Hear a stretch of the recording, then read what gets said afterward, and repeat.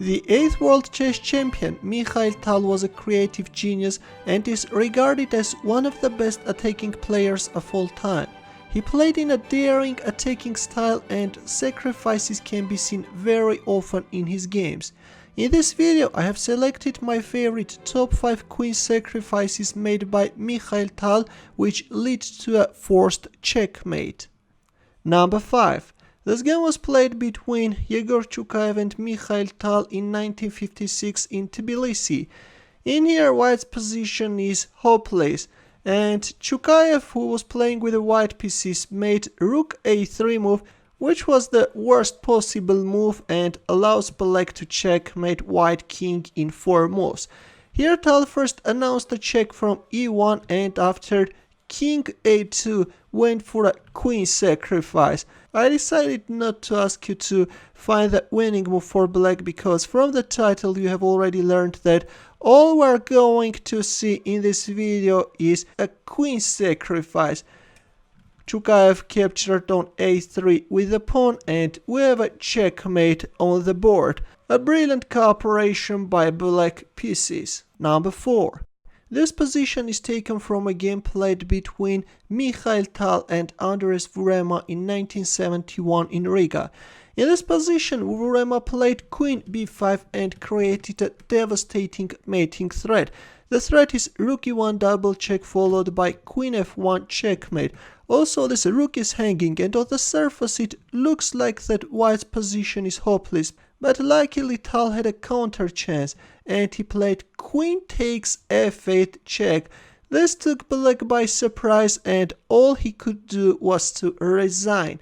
Now if king takes f8 then bishop h6 check is coming and then rook d8 checkmate. Another beautiful example of a cooperation of a bishop and the rook. Number 3. This is a training game which Mikhail Tal played against his trainer, Alexander Koblenz. Right now white has a dangerous kingside attack, but still, this light-squared bishop is neutralizing all the threats. That's why, in order to block the b1 h7 diagonal, Tal first played g6.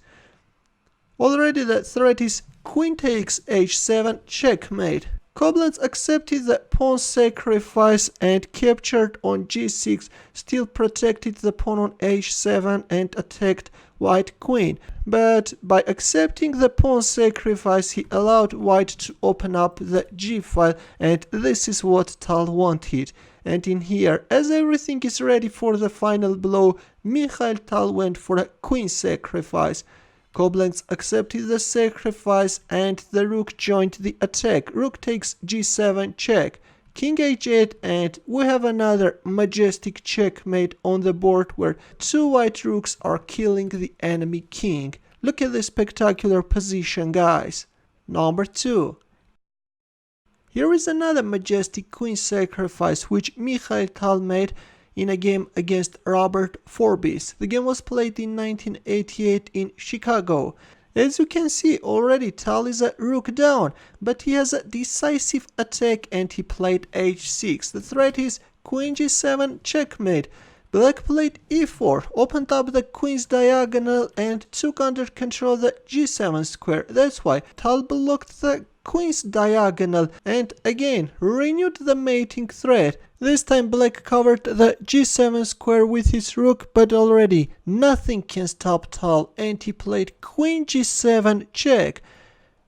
Rook takes g7 is forced, after which we have h takes g7 check. By the way, capturing on g7 with the f-pawn is not a good idea because black can recapture with the queen and black can even gain better chances in the endgame. That's why after rook takes g7 check it's very important to recapture with the h-pawn in order to keep the queen's diagonal blocked. King g8 by Forbes and we have a brutal checkmate on the board. The knight is just in time and was like waiting for his turn to jump into the game. We have it, a killed enemy king on the board.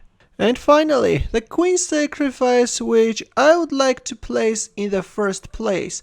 This game was played by Mikhail Tal against an amateur chess player in 1973 during a chess simul.